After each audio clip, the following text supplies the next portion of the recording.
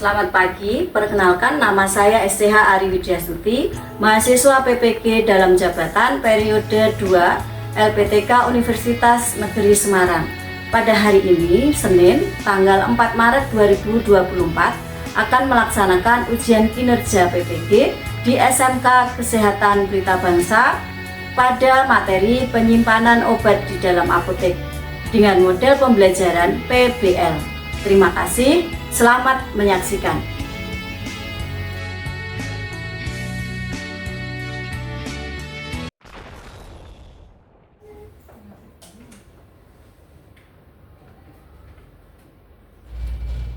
Selamat pagi semuanya. Pagi. Oke, apa kabar hari ini? Baik. Sehat semua ya? Sehat. Oke, udah siap untuk mengikuti materi saya hari ini? Ya. Materi sudah saya kirimkan kemarin, sudah dibaca? Sudah. Baik, sebelum kita mulai, mari kita berdoa terlebih dahulu. Silahkan memimpin doa. Mari teman-teman, sebelum kita memasuki pembelajaran, berdoa masing-masing menurut agama dan kepercayaan masing-masing. Doa selesai. Oke, terima kasih. Hari ini nanti kita akan mempelajari tentang administrasi farmasi. Materinya berkaitan dengan penyimpanan obat di apotek. Nah, kemarin sudah Bunda sharekan ya terkait materinya. Saya mau absensi dulu. Apakah hari ini semuanya bisa mengikuti pembelajaran saya ya?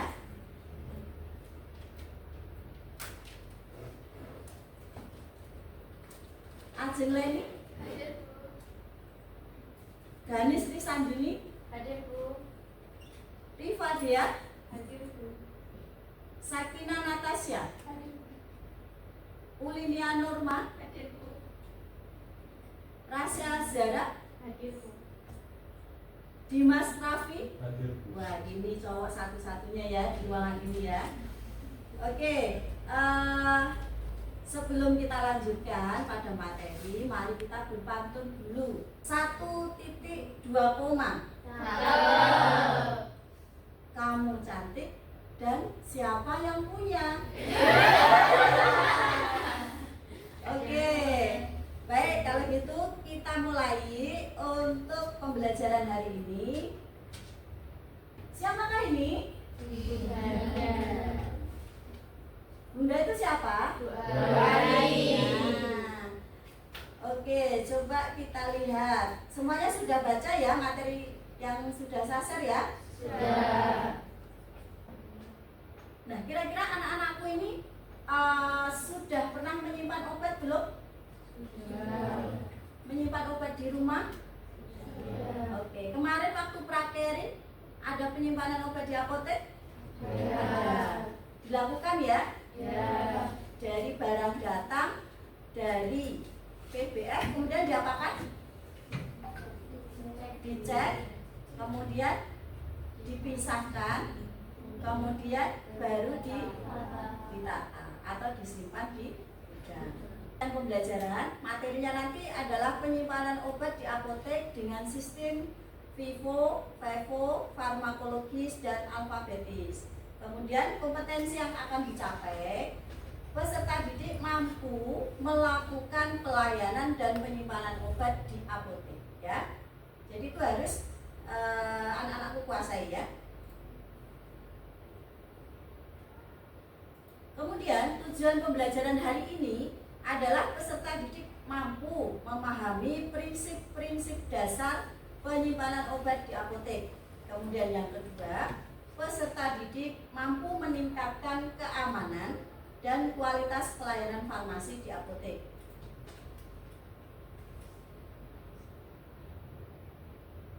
Yang ingin disampaikan adalah dalam pemahaman bermakna ini, yang pertama, menyimpan obat yang baik sehingga dapat mencegah degradasi atau pemisahan obat serta efektivitas obatnya. Kemudian yang kedua, mengidentifikasi faktor-faktor yang dapat mempengaruhi stabilitas obat. Yang ketiga, mampu mengaplikasikan pengetahuan dalam konteks penyimpanan obat yang tepat. Pernah mendengar kasus ini belum? Ya, pernah ada kasus yang terjadi karena salah dalam penyimpanan obat. Kasusnya coba kita eksplor ya untuk kasusnya.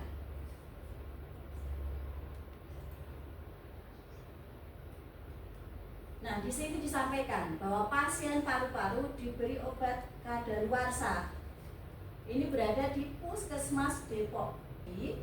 Dalam kasus ini, kesalahan terjadi karena proses penyimpanan yang tidak tepat. Anda sudah baca kasus ini, anak-anakku? Sudah ya. Nah, ini disampaikan, ini tahun 2019 ya. Tahun 2019. Nah, ini sudah tertulis dengan jelas nama pasien, kemudian memberikan sanksi ya kepada puskesmas dan sebagainya. Ini sudah dibahas di sini. Sehingga nanti kita sebagai pelayan kesehatan atau farmasis yang nanti berada di masyarakat itu jangan sampai hal ini terjadi. Makanya Anda harus paham betul secara prinsip penyimpanan obat di apotek secara umumnya seperti apa, gitu ya. Mulai dari materi yang sudah saya share, saya ingin tahu dulu apakah dari anak-anakku semua ini sudah mempelajari apa arti penyimpanan farmasi, penyimpanan obat di apotek. Nah, silakan dibuka Google-nya, Google Form-nya, dijawab dulu pertanyaan itu.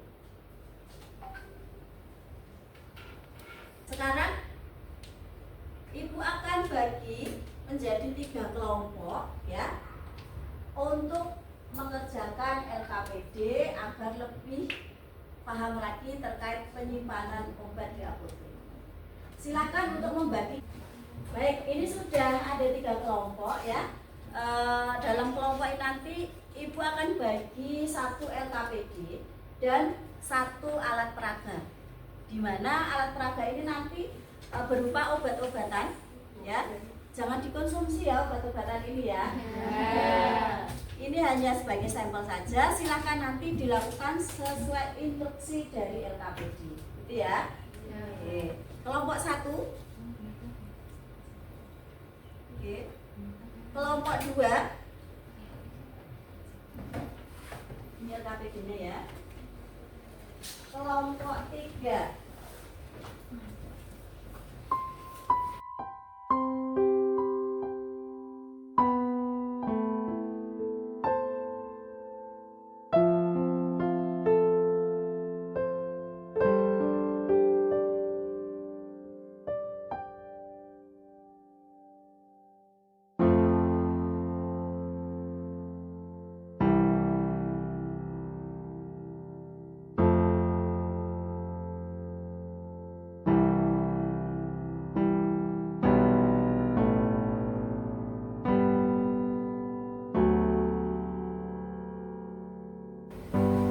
Dalam LKPD nanti dituliskan ya nama anggota timnya, kemudian nanti di situ petunjuk LKPD sudah jelas, amati keranjang obat, kemudian diskusikan dengan kelompok Anda, kemudian carilah solusi.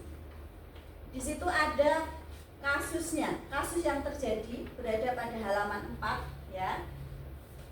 Di situ disampaikan bahwa ada barang-barang dari distributor, kemudian diterima barangnya, kemudian diminta menyusun barangnya di gudang.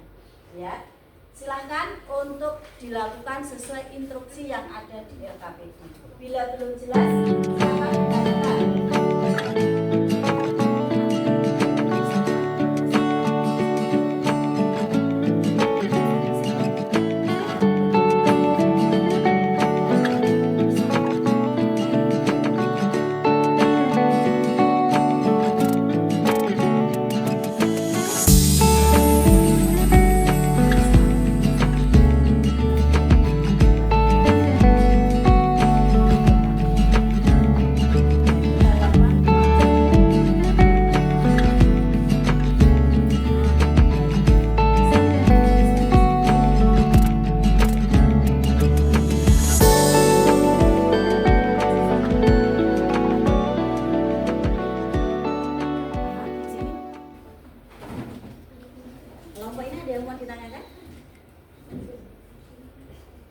Ada. Gimana? Ini kan jadinya maksudnya semipadat ya. Maksudnya sempadan ya. Jadi ini bukan ini, obatnya ini. Ya, yang dimaksud Lortastat ini maksudnya adalah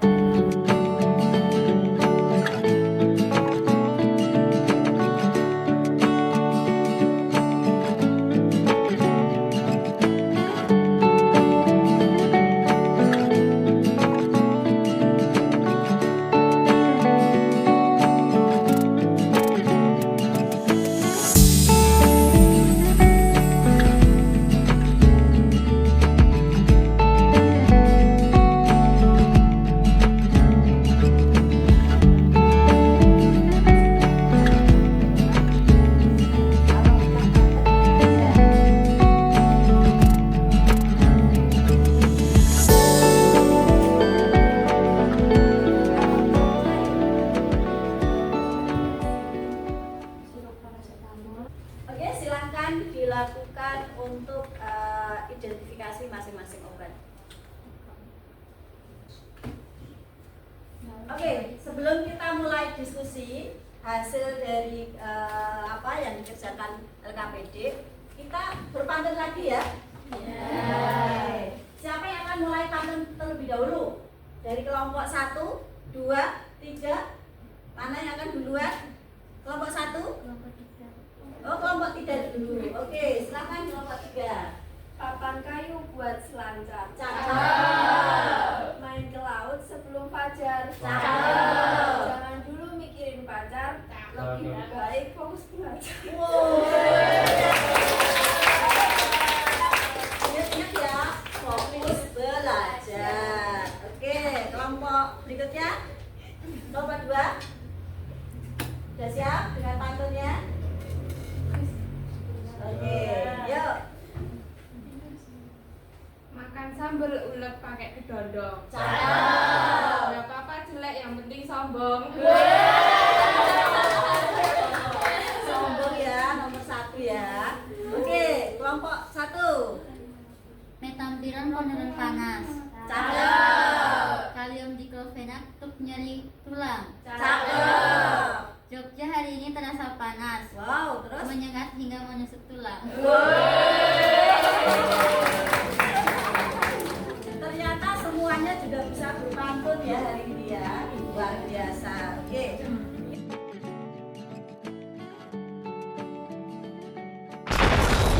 Kita mulai untuk diskusinya. Kira-kira sudah nyaman situasinya? Sudah nyaman ya? Ya. Oke, kita akan diskusi dulu terkait hasil yang sudah dituliskan pada LKPD. Kita akan mulai dari kelompok mana? Kelompok 1, 2, 3. Kelompok 1 terlebih dahulu. Silakan untuk kelompok 1 menyampaikan hasilnya. Jadi dari hasil diskusi keranjang obat kelompok kami, kami mengisi form penyimpanan persediaan barang. Obatnya ada paracetamol sirup, termasuk obat golongan bebas, bentuk sediaannya cair, penyimpanan sistem vivo maupun Bevo. Lalu ada Visebat, golongan obatnya obat bebas terbatas, bentuk sediaan cair, penyimpanan bisa Vivo maupun Bevo. Dan yang ketiga ada Lapivet sirup, golongan obat bebas terbatas, bentuk sediaannya cair, sistem penyimpanan Vivo maupun Bevo. Kelima ada Promah tablet, golongan obat bebas, bentuk sediaannya padat, sistem penyimpanan bisa Vivo maupun Bevo. Yang keenam ada Dicom, golongan obat bebas terbatas, bentuk sediaannya padat, sistem penyimpanan bisa Vivo maupun Bevo. Dan yang terakhir ada Brayipto tetes mata, golongan obatnya obat bebas terbatas, bentuk sediaan cair, penyimpanan sistem Vivo maupun Bevo. Dari hasil diskusi kami temukan satu barang expired, yaitu Erlamisetin plus tetes mata, expired tanggal bulan Oktober 2023 sejumlah 1 botol. Yang mana Mbak? Yang expired? Barangnya yang mana? Ini. Tunjukkan ke teman-teman mana barang yang expired. Oke. Jadi di dalam keranjang ditemukan yang expired ya obatnya ya. Oke. Dari penyampaian kelompok 1, ada yang mau ditanyakan? Saya mau Oke, silakan Mas. Apakah di sana ada obat yang berbentuk kesediaan gas? Oke, apakah ada yang untuk sediaan gas? Tunjukkan. Ada, yaitu Ventolin inhaler salbutamol. Di kelompok kami ada obat bentuk sediaan gas, yaitu Ventolin inhaler salbutamol. Oke, ada ya Mas ya? Ini yang bentuknya gas. Baik, Oke, sudah Mas, ada tanya lagi tidak? tidak cukup. Sudah cukup. Oke, terima kasih kelompok 1, tepuk tangan. Kelompok berapa?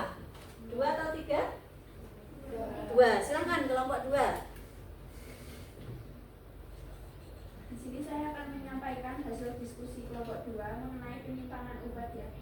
Yang pertama ada Cataflam tablet 50 mg, golongan obat keras, bentuk sediaan padat, sistem penyimpanannya FIFO dan FIFO. Yang kedua ada Promac tablet 200 mg, golongan obat bebas, bentuk sediaan padat, sistem penyataannya FIFO dan FIFO. Yang ketiga ada Dicom tablet 30 mg, golongan obat bebas terbatas, bentuk sediaan padat, sistem penyimpanannya FIFO dan FIFO. Yang keempat, ikhtiol salep kulit 15 gram, golongan obat bebas, bentuk sediaan semi padat, sistem penyimpanannya FIFO dan FIFO. Yang kelima, latasbat salep kulit 10 gram, golongan obat keras, bentuk sediaan semi padat, penyimpanannya FIFO dan FIFO.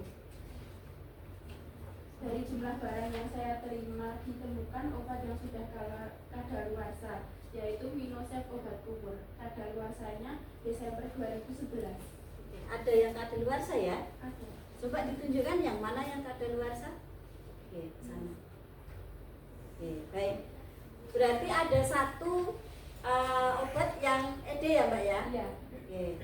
Dari hasil diskusinya kelompok 2, ada yang mau ditanyakan enggak?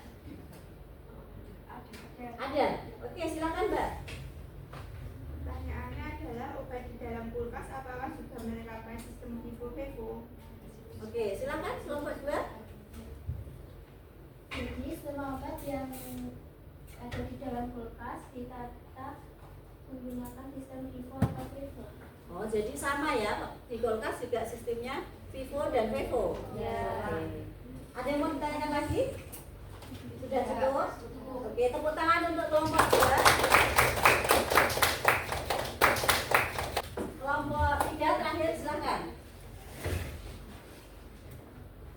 Saya dari kelompok 3 ingin menyampaikan hasil diskusi dari kami. Yang pertama ada Dicom tablet, golongan obatnya bebas terbatas, bentuk sediaannya padat, bisa ditata melalui sistem FIFO maupun FIFO. Lalu ada metilprednisolon, golongan obatnya keras, bentuk sediaannya padat, ditata FIFO maupun FIFO. Lalu ada Promac tablet punya, golongan obatnya bebas, bentuk sediaannya padat, ditata FIFO maupun FIFO. Lalu ada Minosep, golongan obatnya bebas terbatas, bentuk sediaannya cair, ditata FIFO maupun FIFO. Lalu ada Lapivet, golongan obatnya bebas terbatas, bentuk sediaannya cair, ditata melalui FIFO maupun FIFO. Lalu ada Salmodrop bebas, bentuk sediaannya cair, ditata melalui FIFO maupun FIFO. UPH Berlico, golongan obatnya bebas, bentuk sediaannya cair, ditata FIFO maupun FIFO. Ada Trizol suspensi, golongan obatnya keras, bentuk sediaannya cair, ditata FIFO maupun FIFO. Genta, golongan obatnya keras, bentuk sediaannya cair, ditata FIFO maupun FIFO. Sendolitrus bebas, bentuk sediaannya cair, ditata FIFO maupun FIFO. Ada Braico tetes mata, golongan obatnya bebas terbatas, bentuk sediaannya cair, ditata FIFO maupun FIFO. Flamat tetes mata, golongan obatnya keras, bentuk sediaannya cair, ditata FIFO maupun FIFO. Lalu ada Ikhtiol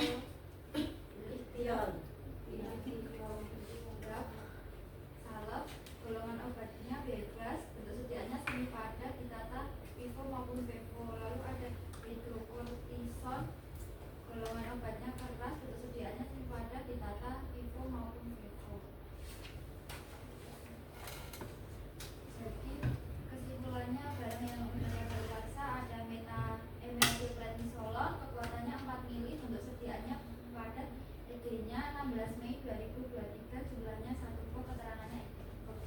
Yang metilprednisolnya yang seperti apa, Mbak?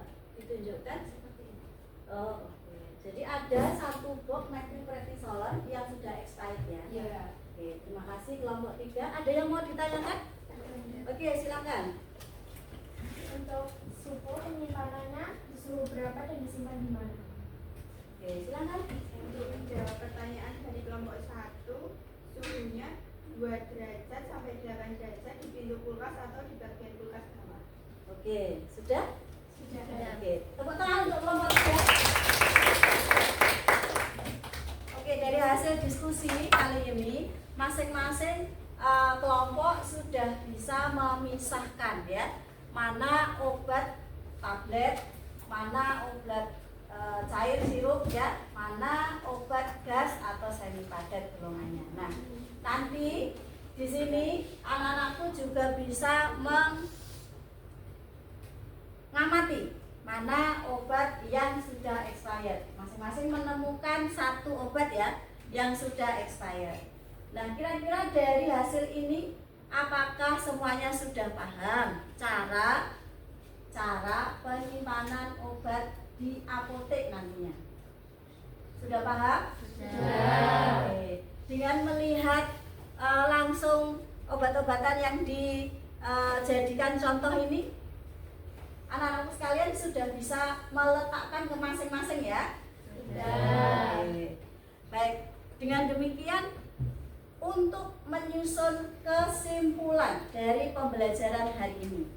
Oke, baik. Untuk kesimpulan hari ini terkait pembelajaran berkaitan dengan penyimpanan obat di apotek. Kita akan menyusun kesimpulannya secara bersama-sama. 1. Kesimpulannya mau seperti apa? Coba dibacakan hasil diskusinya. Jadi kesimpulan kelompok 1 adalah prinsip FIFO dan VIVO. Susunan obat berdasarkan prinsip FIFO untuk memastikan penggunaan obat tertua terlebih dahulu. Oke, berarti yang datang duluan atau expirednya lebih dulu ditata di depan gitu ya? Iya. Oke. Sekarang dilanjutkan kelompok 2. Bagaimana kesimpulannya? Untuk kesimpulan dari kelompok 2 yaitu yang pertama, pastikan suhu dan kelembapan bidang sesuai dengan persyaratan penyimpanan obat. Yang kedua, hindari penyimpanan obat di tempat yang lembab atau terkena paparan langsung sinar matahari.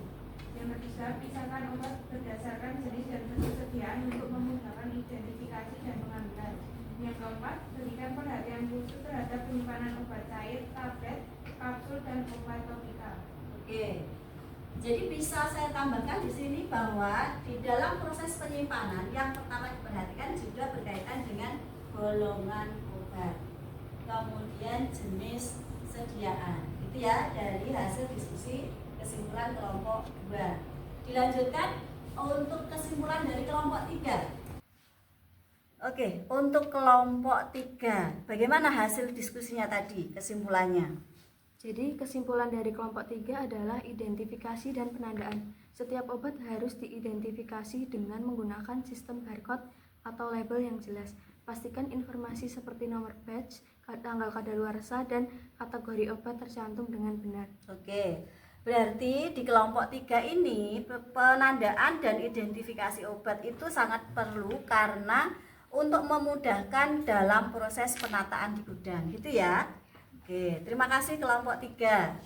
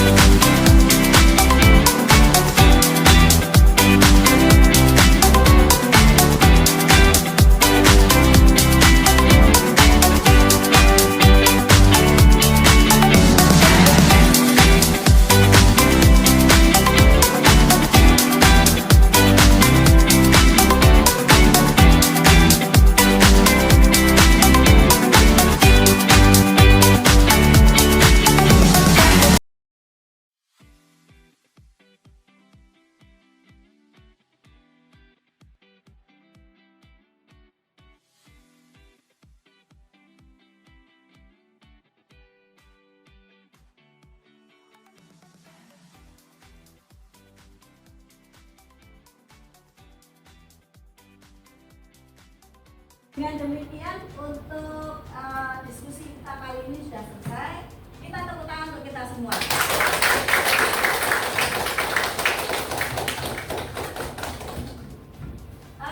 Untuk kegiatan hari ini apakah ada kesulitan? Tidak ada. Bisa dilalui dengan mudah ya pembelajaran hari ini? Bisa. Terima kasih. Untuk tes formatifnya? Baik.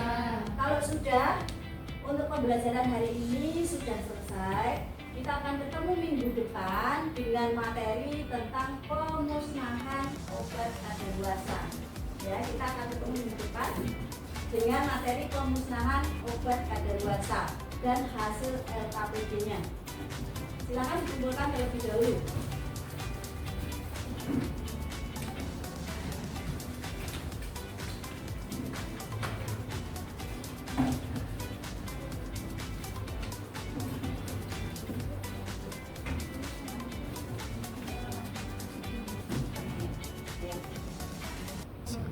Oke, baik. Untuk menutup pembelajaran hari ini, pas ya belnya ya. Untuk menutup pembelajaran hari ini, kita tutup dulu dengan berdoa. Silakan memimpin doa. Teman-teman, sebelum kita mengakhiri pembelajaran, kita berdoa terlebih dahulu menurut agama dan kepercayaan masing-masing. Berdoa dimulai. Doa selesai. Oke, baik. Terima kasih atas doanya.